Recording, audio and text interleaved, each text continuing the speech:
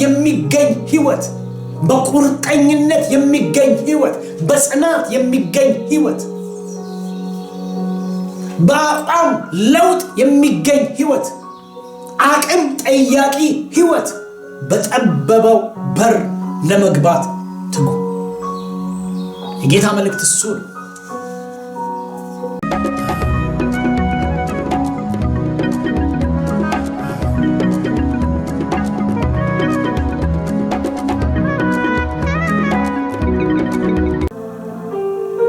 የጊዜ ጉዳይ ነው። ብዙዎች ፊት እግዚአብሔር ይገለጣል። ብዙዎች ፊት እግዚአብሔር ይመጣል። ውጫዊ ጽድቅን ይዘው በሚሮጡ ፊት ትምክህት በወላቸው ነገር ላይ የኔ ብለው በያዙት እግዚአብሔርን ባልገለጠ፣ የኛ ብለው በያዙት እግዚአብሔርን ባልገለጠና ባላሳየ እግዚአብሔር ውስጥ እንዲከቡ ምክንያት ያልሆነው ነገር የጊዜ ጉዳይ ነው። ኢየሱስ በመገለጥ ያቆመዋል። ኢየሱስ በመምጣቱ ያቆመዋል።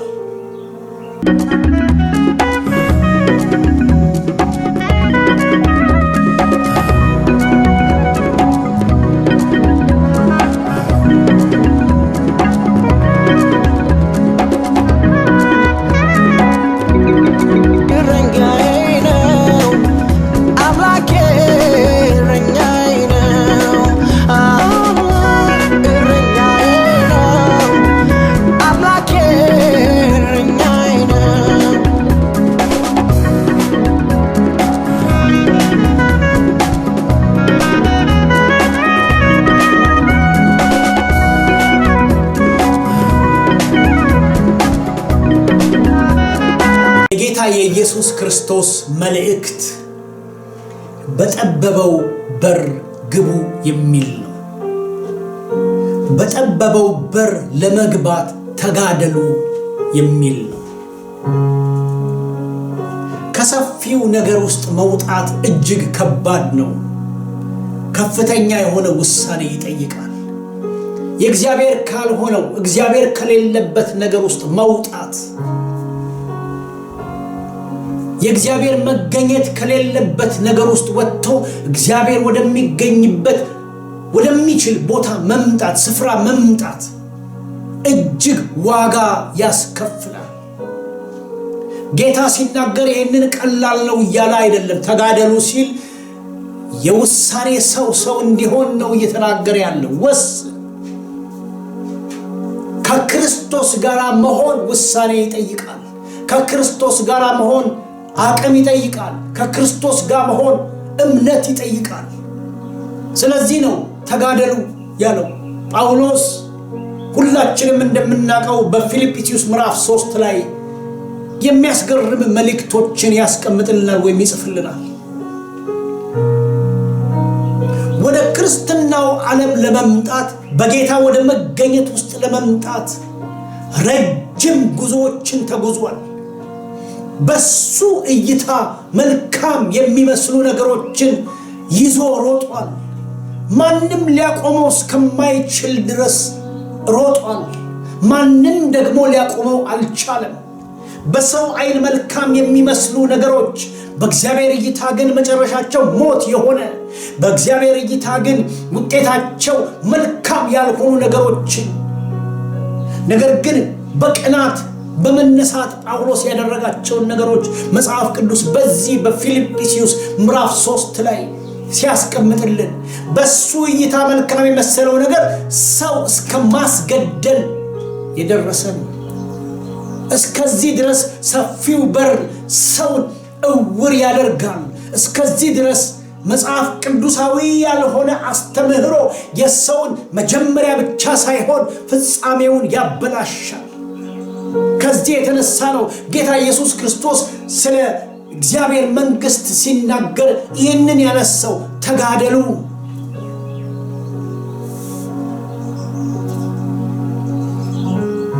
መጽሐፍ ቅዱስ በዚህ በፊልጵስዩስ ምዕራፍ 3 ቁጥር 1 ጀምሮ እስከ 21 ድረስ ጳውሎስ ከውሾች ተጠበቁ ሲል የሚለው ቃል ተጽፎ እናገኛለን። ወንድሞቼ ሆይ በጌታ ደስ ይበላችሁ። ስለ አንድ ነገር መልሼ ልጽፍላችሁ አይታክተኝም፣ ነገር ግን ደህና ነው። ከውሾች ተጠበቁ፣ ከክፉ ሰራተኞች ተጠበቁ፣ ከሐሰተኛ መገረዝ ተጠበቁ እያለ ወደ ቤተ መቅደስ ውስጥ በደህንነት ሥራ ላይ የሰውን ተግባር አስፈላጊ ነው ብለው ለሚሉ ሰዎች ስለ አስተምሮቶቻቸው ሲናገር ይህንን ቃል ጠቅሷል። ዛሬ ጌታ እየጠራ ያለው ከውጭ ያሉትን ሰፊ መንገድ ላይ ያሉትን ወደ ቤቱ መመለስ ብቻ ሳይሆን መልካም ያልሆነውን ነገር ከሚያደርጉትን ሰዎች ወደ ቤቱ መመለስ ብቻ ሳይሆን በመንፈሳዊው ዓለም ውስጥም ሰዎች ሊጠበቁ ስለሚገባቸው ነገሮች እየተናገረ ነው። ሩጫን ከንቱ ከሚያደርጉ፣ ሩጫን ባዶ ከሚያደርጉ፣ ሰው ከገባበት ነገር ውስጥ ፈጥኖ ሊወጣ ወደሚችልበት ነገር እንዳይሮጥ ቆም ብሎ እንዲያስብ ዛሬ መጋደልን ከጌታ ጋር አብሮ መስራትን እየጠቆመ ነው። ቁጥር 3 ላይ ምን ይላል? በፊልጵስዩስ ምዕራፍ 3 ቁጥር 3 ላይ እኛ በመንፈስ እግዚአብሔርን የምናመልክ ከሰፊው መንገድ ወጥቶ አሁን በተቀበለው መንፈስ እንደዚህ ብሎ ይላል፣ እንደ ድሮ አይደለሁም። በምናብ ውጪ ባለው በአየር ላይ ባለው አለቃ ድሮ በመመላለስበት መመላለስ ሳይሆን በመንፈስ እመላለሳለሁ። እንደ መንፈስ ምሪት እመላለሳለሁ። መንፈስ እንደሚፈቅደው እመላለሳለሁ። እግዚአብሔር እንደሚፈቅደው እመላለሳለሁ። በእግዚአብሔር ልጅ በክርስቶስ ኢየሱስ ባለኝ እምነት እመላለሳለሁ። ስለዚህ ምን አለ? እኛ በመንፈስ በመንመላለስ እግዚአብሔርን የምናመልክ በክርስቶስ ኢየሱስ የምንመካ በስጋ የማንታመን እኛ የተገረዝን ነን ይላል።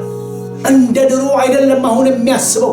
ድሮ ሰፊው መንገድ ላይ እንደነበረበት ጠባቡ መንገድ ውስጥ ሲገባ የህይወት ለውጥ እንዳመጣ፣ የአቋም ለውጥ እንዳመጣ፣ ውሳኔው እንደተቀየረ ነው የሚጽፍልን። ተለውጫለሁ እያለ ነው የሚጽፍልን። ስለዚህ ዕለት ዕለት የሚያስተምረው ትምህርት ይሄ ነው። በመንፈስ አመልካለሁ ነው። ማመልክ ከሆነ መንፈሳዊውን አምልኮ አመልካለሁ። በአይምሮ አልመላለስም። ስጋዊ አይደለሁም። በስጋ አላስብም። ነገር ግን የማደርገውን ነገር ሁሉ በመንፈስ አደርጋለሁ። ጌታ ምን አለ? በጠበበው ደጅ ግቡ፣ በጠበበው ደጅ እለፉ። እኔ ግን በስጋ ደግሞ የምታመንበት አለኝ። እንዴት ፈጥኖ በራሱና በራሱ ከሚታመንበት ነገር እንዳመለጠ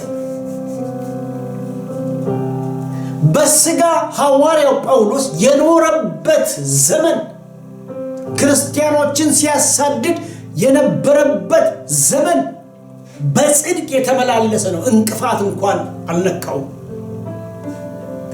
በጽድቅ እንደኖረ መጽሐፍ ቅዱስ ይመሰክርናል። በጽድቅ ነው የኖረው። በምን አይነት ጽድቅ? ውጫዊ በሆነ ጽድቅ፣ ከውስጥ ወደ ውጪ ያልመነጨ ጽድቅ፣ እግዚአብሔርን ያልገለጠ ጽድቅ፣ እግዚአብሔርን ያላሳየ ጽድቅ፣ ራስንና ሃይማኖታዊነትን ወይም ደግሞ ሃይማኖታዊ መሆንን የሚያገን ጽድቅ፣ ባዶ የሆነ ጽድቅ። በስጋ እኮ የምታመንበት አለኝ አለ። ለሌሎች መልስ መስጠት ሲገባው ይሄንን መዘዘ፣ መግለጥ ፈለገ፣ ማሳየት ፈለገ። ትመካላችሁ ያለ ዕብራዊ በመሆናችሁ ትመካላችሁ፣ በመገረዛችሁ ትመካላችሁ፣ የአብርሃም ዘሮች በመሆናችሁ ትመካላችሁ። የምትመኩባቸውን ነገሮች ቆጥራችሁ ማንኛውም ነገር ሊሆን ይችላል ትመካላችሁ። ይሄ ነው ብላችሁ ለሰው በምታሳዩት ነገር ትመካላችሁ።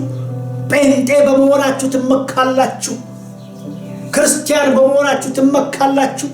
የሚመካ ቢኖር መጽሐፍ እንደሚል በእግዚአብሔር ይመካ። ሌላ የምትመኩበት ነገር ከናንተ እንዲርቅ የሚያደርግ ቃል ነው። ከሰው እንዲርቅ የሚያደርግ ቃል። በስጋ ኮኔ የምመካበት ነበረኛል።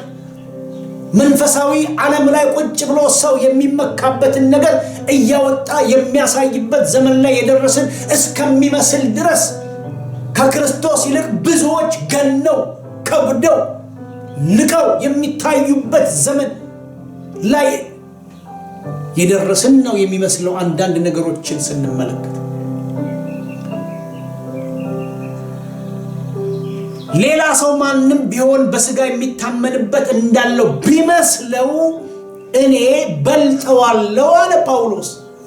ጌታ ኢየሱስ ክርስቶስ በሉቃስ 13:24 ላይ በጠበበው በር ለመግባት ተጋደሉ። ይሄ በር አንድና አንድ ነው፣ እሱም ልጁ ክርስቶስ ኢየሱስ ነው። የራሱ ሕግ አለው፣ መንፈሳዊ ሕግ አለው፣ መንፈሳዊ ፕሪንሲፕሎች አሉት። መንፈሳዊው ዓለም እንደ መንፈሳዊው እንዳልሆነው ዓለም አይደለም። በስጋ ሰው እንደኖረበት አይደለም። በዚህ ዓለም ገዢ እንደተነዳበት አይደለም። መንፈሳዊው ዓለም የራሱ የሆነ ምሪቶች አሉት። ጳውሎስ ምን አለ? በስጋ የምትመኩ ናችሁ አለ። እዚህ ጋር መመካት የሚለውን ነገር የሚገልጠው ስለመገረዝ ነው። ዕብራዊ ስለመሆን ነው። የአብርሃም ልጆች ስለመሆን ነው። አንተ የምትሰብከው ክርስቶስ ጋር ተጨምሮ አንክድም፣ ተጨምሮ ግን መገረዝ ያስፈልጋል እያሉ በደህንነት ላይ ሰዋዊ የሆነ ነገር የሚጨምሩ ያኔ በዛን ዘመን መገረዝ አብርሃማዊነት ዕብራዊነት እንደሆነ ሁሉ ዛሬም ተቀላቅለው የገባ ዓለማዊና መንፈሳዊ አንድ ላይ ሊያስኬዱ የሚወዱ የተቀላቀለበት ዘመን ላይ ነው ያለነው። ከዚህ የተነሳ ጌታ ኢየሱስ ክርስቶስ ልዩነትን ያደርጋል። ልዩነት አድርጋችሁ ኑሩ። የእግዚአብሔር ቤተሰቦች አትሳቱ። በእናንተ እግዚአብሔር አልፎ ልዩነት ያድርግ። በእናንተ አልፎ እግዚአብሔር መንግስቱን ያስፋ። በእናንተ አልፎ የእግዚአብሔር መንግስት በእናንተ ላይ ይስና። በእናንተ አልፎ የእግዚአብሔር መንግስት ይስራ። በእናንተ የእግዚአብሔር መንግስት ከፍ ይበል። በእናንተ ላይ እንደዛች አንዲቷ የሰናፍጭ ቅንጣት የምታክልን እምነት እግዚአብሔር ያገኝ። ሐዋርያው እያለ ያለው እሱ የምትመኩበት አላችሁ፣ እኔ በልጣችኋለሁ።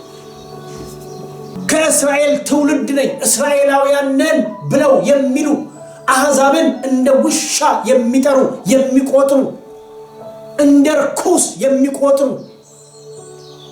በሰማርያና በይሁዳ መካከል የነበረ ልዩነት ይሄ ነው። አይሁዳውያን ወደ ሰማርያ የማይገቡበት ዋናው ምክንያት በሰማርያ የነበሩት ክርስቲያኖች አሕዛቦች ናቸው፣ እስራኤላዊ አይደሉም። ከዚህ የተነሳ እስከ ክርስቶስ መምጣትና ክርስቶስ አልፎ እስከ መሄድ ድረስ ልዩነት ነበር። ለዚህ ነው አይሁዳውያን በእነሱ ደጅ የማያልፉት። ከእስራኤል ትውልድ ከቢንያም ወገን ከዕብራውያንም እነሱ ዕብራውያን ብቻ ናቸው፣ እሱ ከዕብራዊም ዕብራዊ ነኝ ይላል። ሐዋርያው እስራኤላዊ ነኝ ብቻ አላለም፣ ዕብራዊ ነኝ ብቻም አላለም፣ ከዕብራዊም ዕብራዊ ነኝ አለ።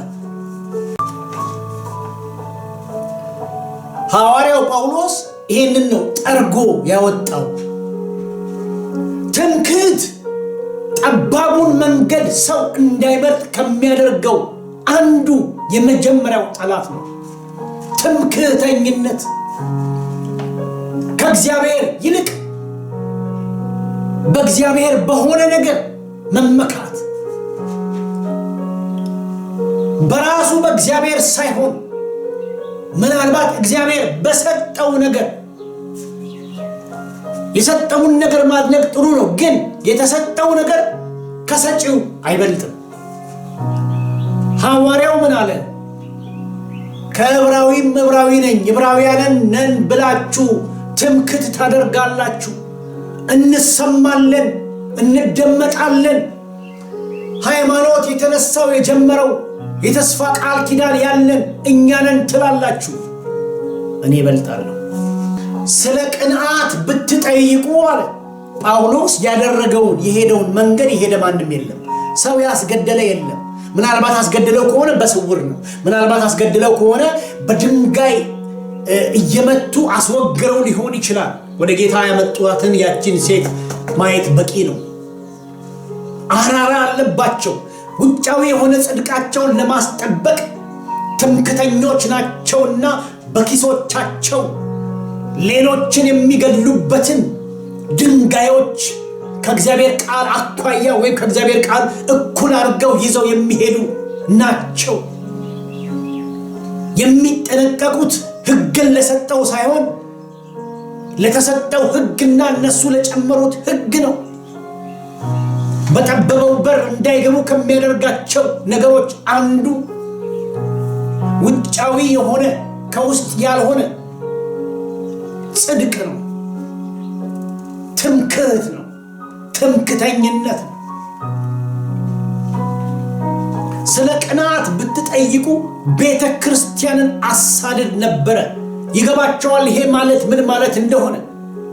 ከነሱ ጋር የነበረ ግን ወጥቶ አሁን ድሮ ያሳድድ የነበረውን ነገር የራሱ አድርጎ ሲከላከል ብቻ ሳይሆን የህይወቱ ተካፋይ እንደሆነ ሲነግራቸው ትምክቴ ምንም አላመጣልኝም ብሎ ሲያውጅ ነው የምንሰማው። ቤተ ክርስቲያንን አሳዳጅ ነበር። በሕግ ስለሚገኝ ጽድቅ ብትጠይቁ ያለ ነቀፋ ነበር። ይህንን የሚላቸው ሐሰተኛ አስተማሪዎች በነቀፋ ውስጥ ያሉ ናቸው። እሱን ግን ያለ ነቀፋ እንዳለ ያውቁታል። ነቀፋ የለብኝም ማለት ለሕጉ የሞተ ሰው በመሞት የሚገኝ ህይወት፣ በቁርጠኝነት የሚገኝ ህይወት፣ በጽናት የሚገኝ ህይወት፣ በአቋም ለውጥ የሚገኝ ህይወት፣ አቅም ጠያቂ ህይወት። በጠበበው በር ለመግባት ትጉ። የጌታ መልእክት እሱ ነው። ያለ ነቀፋ ነበርኩ። የትምክህቱ ልክ ሌሎች ተመክተናል ከሚሉት በላይ ያለፈ በምንም መለካት እስከማይችል ድረስ ጳውሎስ ሊመካበት የሚችልበት ነገር ነበረው። በሰፊው መንገድ ከሚሮጥበት ወጥቶ ስለተቀበለው ነገር ያንን እንደናቀ፣ ስለተቀበለው ነገር ያንን እንደጣለ፣ ስለተቀበለው ነገር ይሄኛው የከበረ እንደሆነ በእነሱ የሚነግራቸው ቃል ነው። የከበረ የሚመስለውን ነገር የተዋረደ በሚመስል ጥቂት ነገር ያረከሰ ሰው ደጁን ከተቀበለው እንደ ሰናፍጭ ቅንጣት ጥቂት በሆነ እምነት ያን በደጅ ላይ የነበረው ለሱ ትምክህት የሆነው የትም ያላደረሰው ምናልባትም ትምክህቱ የሚያደርሰው እስከ ሐዋርያት ሥራ ምዕራፍ 9 እስከ ደማስቆና ደማስቆ ድረስ ብቻ ነው። የአንዳንዶች ትምክህት ልክ አለው፣ እግዚአብሔር እስከሚገለጥ ብቻ ነው። እግዚአብሔር እጅ እስከሚመጣ ብቻ ነው። የሐዋርያው ጳውሎስ የትምክህቱ ሩጫ፣ ትምክህተኝነቱ ሐዋርያት ሥራ 9 ላይ አብቅቷል፣ ተደምድሟል። እሱ ብቻ አይደለም፣ ከክርስቶስ ጋር ያለው ህይወት ለመቀጠሉ ምክንያት የሆነው ያ የእግዚአብሔር ትምክህት የሆነው ጳውሎስን የተመካበት ዛሬ በሙላትና በጽናት የሚናገርለት የኖረለትና የሞተለት ክርስቶስ ኢየሱስን ሲያገኘው ሌላው ትምክህት በዚህኛው መርከስ ጀመረ፣ መቅለል ጀመረ። አቅም አገኘ፣ አቋምን ያዘ፣ የውሳኔ ሰው ሆነ።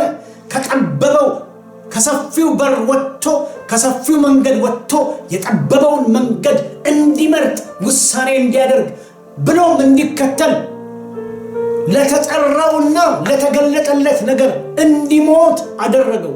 ጌታ ኢየሱስ ክርስቶስ ያለው እያለ ያለው እሱ በጠበበው በር ለመግባት ትጉ። በጠበበው በር ለመግባት ተጋደሉ። እንዲሁ በቀላሉ አይደለም ትምክህት የሆነውን ነገር የተወው። እንዴት ታስቆመኛለህ ብሏል። እንዴት ታስቆመኛለህ? ጳውሎስን የደፈረ ሳይኖር የደፈረው ጌታና ጌታ ኢየሱስ ክርስቶስ ብቻ ነው። የጊዜ ጉዳይ ነው። ብዙዎች ፊት እግዚአብሔር ይገለጣል። ብዙዎች ፊት እግዚአብሔር ይመጣል። ውጫዊ ጽድቅን ይዘው በሚሮጡ ፊት ትምክህት በወላቸው ነገር ላይ የኔ ብለው በያዙት እግዚአብሔርን ባልገለጠ፣ የኛ ብለው በያዙት እግዚአብሔርን ባልገለጠና ባላሳየ እግዚአብሔር ውስጥ እንዲከቡ ምክንያት ያልሆነው ነገር የጊዜ ጉዳይ ነው። ኢየሱስ በመገለጥ ያቆመዋል። ኢየሱስ በመምጣቱ ያቆመዋል። ይሄ ጌታ ለሰው ትምክህት ሊሆን የመጣ ነው።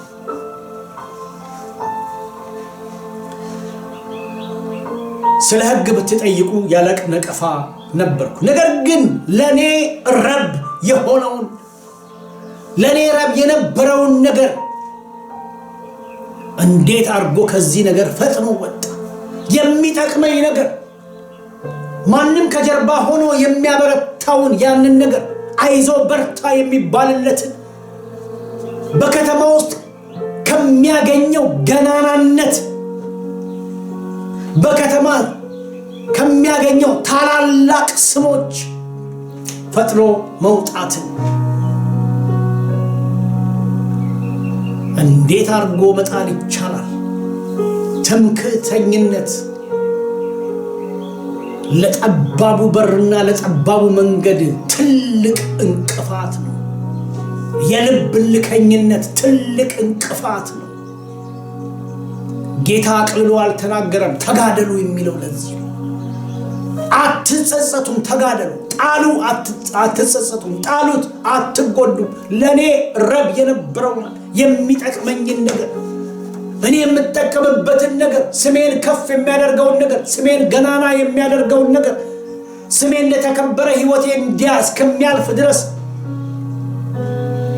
ማንም ስሜን ወደታች የማያደርግበትን ነገር ማለት ነው። ሁሉንም ማለት አሁን የምነግራችሁን ነገር ሁሉ እናንተም ታበያችሁ ተመክታችሁ በእግዚአብሔር ቤት በመቅደስ ውስጥ ገብታችሁ ይሄም ያስፈልጋል ለምትሉ ለእናንተ የተሸነፍኩት እንደዚህ ነው። ሁሉንም ጠቅልሎ አንድ ሳያስቀር ለነገ ሳይል ለችግር ጊዜ ይሄኛው ይቀመጥ ብሎ ሳይል ስለ ክርስቶስ መጎዳት በጠበበው በር መግባት ሰፊውን ነገር መልቀቅ ለመጣው አዲስ ትምህርት አለመንበርከክ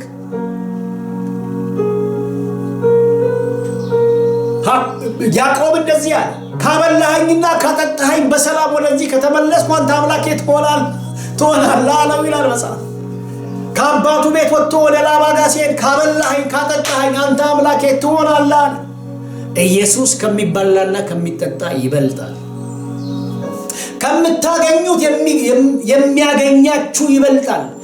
ከተሰጣችሁ ከሚሰጣችሁ ነገር ሁሉ የሰጣችሁ ይበልጣል። ሐዋርያው ያደረገው ይሄንን ነው። ስለ ክርስቶስ ትቻለሁ አለ። ስለ ክርስቶስ መነቀፍን መርጫለሁ አለ። ስለ ክርስቶስ ይሄንን አድርጌያለሁ አለ። መልእክቴ እሱ ነው። እንደ ጉዳት እቆጥራለሁ፣ እንደ ጉዳት ትቼዋለሁ አለ። ለኔ ትምክህት ነው አለ። ሞት ጥቅሜ ነው አለ። መስቀል ትምክህቴ ነው አለ። ክብር ለኢየሱስ ይሁን። አሁን በእውነት ከሁሉ ይልቅ ስለሚበልጥ ስለ ክርስቶስ ኢየሱስ ስለ ጌታዬ ዕውቀት ነገር ሁሉን ጉዳት እንዲሆን እቆጥራለሁ። ስለ እርሱ ሁሉን ተጎዳው ክርስቶስንም አገኝ ዘንድ። ክብር ለኢየሱስ ይሁን። ክርስቶስን ተከትሎ መሄድ አቅም ይጠይቃል። በክርስቶስ ትምህርት ውስጥ መሆን አቅም ይጠይቃል። የክርስቶስ ደቀ መዝሙር መሆን አቅም ይጠይቃል። ጥቂት እምነት እንደ ሰናፍጭ ቅንጣት የምታክል እምነት የትኛውንም ነገር የመለወጥና ሌላ ነገር አድርጎ የመስራት አቅም አለው። ትቼዋለሁ አለ፣ ክርስቶስን አገኝ ዘንድ አለ። ያለማቋረጥ ከክርስቶስ ጋር እሆን ዘንድ በክርስቶስ ያለውን ጽድቅ ለማግኘት ከክርስቶስ የጽድቅ ተካፋይ ለመሆን ጻድቅ ሆኖ ለመቆየት ለመሰንበት ቀደም ብዬ ተናግሬያለሁ። ክርስቶስ ካደረገው ዘላለማዊ የሆነ ደህንነት ጋር ይሄ የሚናገረው ቃል ፍጹም ምንም ግንኙነት የለው። መዳን በክርስቶስ ሆኖልናል፣ እውነት ነው። ግን ይሄንን መዳን በክርስቶስ ያደረገልን ክርስቶስ ራሱ ምን ብሎ አለ? በጠበበው በር ለመግባት ተጋደሉ። በክርስቶስም በማመን ያለውን ጽድቅ ማለትም በእምነት ከእግዚአብሔር ዘንድ ያለውን ጽድቅ እንጂ ከሕግ ውጫዊውን ብቻ ከሚያሳምር ውጫዊውን ብቻ ከሚጠይቅ ለውጫዊው ጽድቅ ሰው እንዲሮጥ ከሚያደርገው ነገር በውጭ ለሚገለጠው ጽድቅ ብቻ ሰው እንዲተጋ እንዲዋደቅ እንዲሞት ከሚያደርገው ነገር የሚያወጣ የእግዚአብሔርን ጽድቅ ለማግኘት ስል ትምክህት የሆነብኝን ነገር የኔ ብዬ ያስኩትን ነገር ያስሮጠኝን የሮጥኩለትን ነገር ሁሉ ጥያለሁ አለ። እረኛዬ ነው አምላኬ